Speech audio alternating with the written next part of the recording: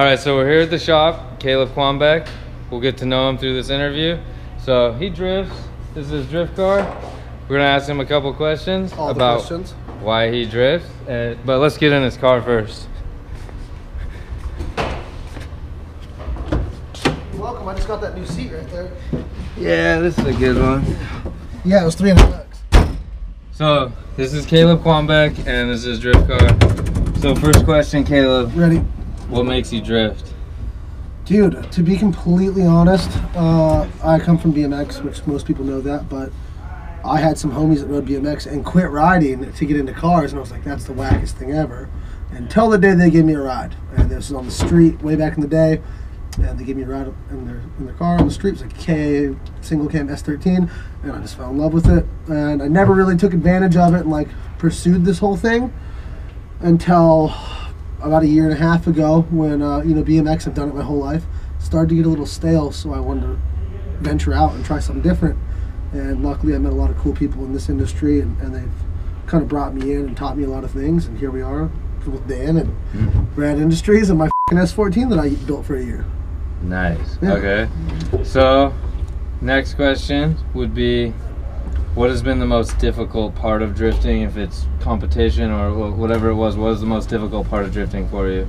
Well, finances. Yep. Okay, so for me, I come from being a pro BMX rider, which an average pro BMX rider, if you're doing good, you're making $1,500 a month. Like if you were a top tier rider, you're making $1,500 a month. So I just was like, I'm never going to be able to do this, you know? Like, I'll never be able to go to the level. I had these friends that were in FD, I'd see their rigs, their cars, and I was just like, I just can't do that, you know? It's like I'll have to work 3 jobs or whatever. So I was like, well, I have an idea of how marketing works. I know what brands need to grow, and, you know, I was like, I'll start a YouTube channel. and I could drive a little bit. I wasn't good, but I could drive. So last year, I spent a lot of time in my 1J car, going to events. I drove Turk Bash, and just really trying to like figure it all out. And I would just ask questions all the time. Chelsea DeNofa, thank you. He's probably the best person. Like mentor, dude, right? He's taught me everything. Every single thing I know, Chelsea has taught me. And even with driving, like just talking about it, I can apply it to my driving after talking to him, and it helped me a lot. So in the last year and a half, you know, it's been working with brands that support what I do and making sure that I follow up on what I told them my deliverables are, and building relationships, and then helping me get the car together, and also YouTube. YouTube pays the bills. Nice. Okay, so you kind of touched on a couple things, but half of the reason, or more than half of the reason, for these interviews with different drivers like yourself, all walks of drift drivers, is to open the eyes of the people that are sitting there watching this video and your videos and watching Formula D or watching just drift videos. Show them, like, is it obtainable for them, or is it just so far out of the reach? Like, so then another question I'm gonna ask is, what, like, sacrifices, or what did it take to get there, or how, like, they don't know everything about Caleb, so tell them more about Caleb. Dude, like, how many drift cars? I'll tell the whole story. All right, so you're gonna get sick of holding that thing because this is gonna take a minute. Oh, okay. We want to know that they. Yeah, I know. I'm totally into it. So I've had a few 240s since I got my first one when I was 17 or 18. I'm 26 now, and you know, they were just street cars, whatever. Now I met these people that were in Formula Drift and stuff, and in my eyes, like a lot of yours, you know, you think, well, I can never get there. Like, that's too much money. I'll never be able to afford it, and maybe you're right. Maybe you didn't go to college. Maybe you don't have a good job. But there is other ways. If you want to do it, you'll do it. Like, that's the thing. Like, that's exactly what I like, said. I don't give a how broke you are or what ghetto you come from, because I can promise you I come from welfare, food stamps, and nothing, and got here. Which, I'm not a Formula drift driver, but I've got a cool car, and I am on the other side of the country drifting. And if you really want it, you'll sacrifice everything. I left Long Beach, California, where I lived, because it was expensive. I moved somewhere cheap to have extra money to build the car. I learned about marketing, I learned about media, and I put together my own little package and reached out to these brands and worked my ass off and did what I told these brands I was going to do. You know, I lived up to what I told them I would do, and I built good relationships. I learned about cars, I met nice people, and just don't be shy. That's the thing, you cannot be shy. Shy people don't get anywhere. You have to reach out. Don't be afraid to ask questions. Ask a million questions. There's no such thing as a dumb question. Ask all the questions.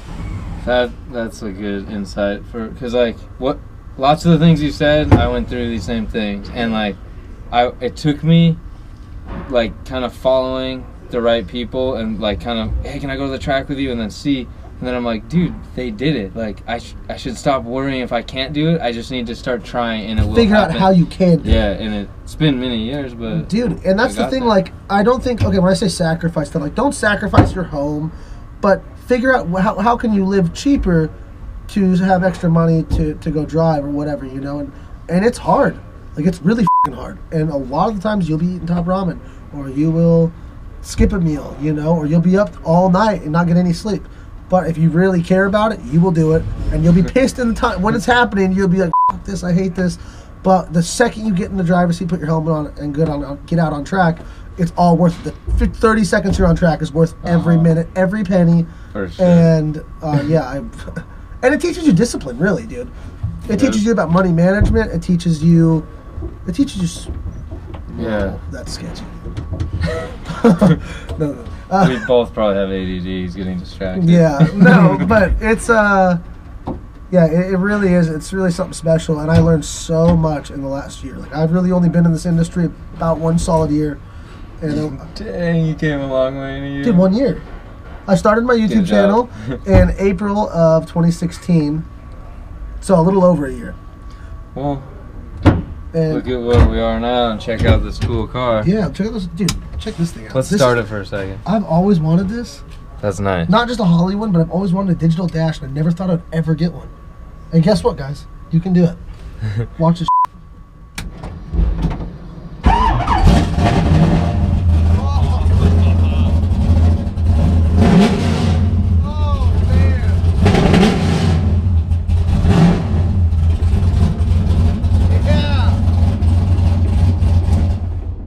Talking about life, so. Okay, one more question. No, totally. Well, maybe 2 more. First one, or last one. Where are you headed with drifting? Like, in my case, I pursued pro drifting because I like competition. Is competition drifting or pro drifting something you see in your future, or something that you will push towards and at least try? Or dude, people ask me this all the time, and the thing for me is I love this pro drifting thing. Like, I love looking over there. I know, it's so beautiful. I look over there because the Supra's over there. It's just a pro car, but anyway. It's beautiful. And if you guys haven't seen it, make sure you go to Winter Jam and go look at it. If this video comes out after Winter Jam, I hope you were there to look at it. But it's something that I think is great. I love the atmosphere. I love going to FD events. I have a lot of friends that do compete. I would love to. I like competing. I did 1 round of Pro-Am ever in a stock JZ. It went really good. I surprised myself, and yeah, I would love to do it. The issue is that for me, I see a lot of brands venturing away from Formula Drift, and it's scary. You know what I mean? Because so you're trying to balance these 2 things: grassroots drifting and pro drifting. And if any of you guys know about BMX, you know you have the park guys that only compete in like X Games, Do Tours, feast contests. And then you have the street dudes. Still both pro athletes, but one is in competition and one is not. And I think that we're going to start seeing that in drifting, where the drivers don't necessarily have to compete to be at a pro level. And when I say pro level, if you're getting a paycheck from a company, you are a pro whatever. If the company pays you, you are then professional. That is how it works. That's a good way to put it. That's how it is in BMX. That's what makes you a pro. You get a signature product, like a frame or whatever, and then you get a paycheck. You're a pro. That's good. And that's what makes you pro.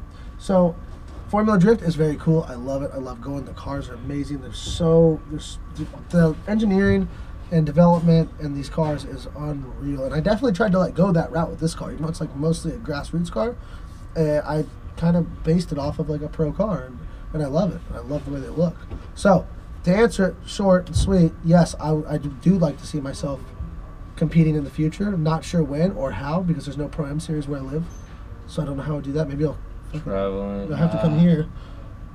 Traveling's expensive. Yeah, I'll have to live in Dan's shop. Yeah.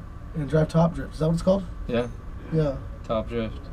Might be worth it. We'll see. That would be cool. But that answers the question. And then Last question, unrelated to drifting. This is just about you personally and who you are. What makes you rad? Oh man, probably tattoos. Everybody thinks I'm mean because I have tattoos. They don't. Then they meet me. They're like, you know what? You're not that mean. You're not mean at all. I know. I'm not mean at all, dude. Yeah, I just like to do cool shit. I think cool shit makes you rad. Yeah. Thanks for doing the interview. No, thank you for having us. Quanbeck. If you guys don't know him, go check out his YouTube channel and or his Instagram. He's a rad dude. See you guys later. Peace. Later.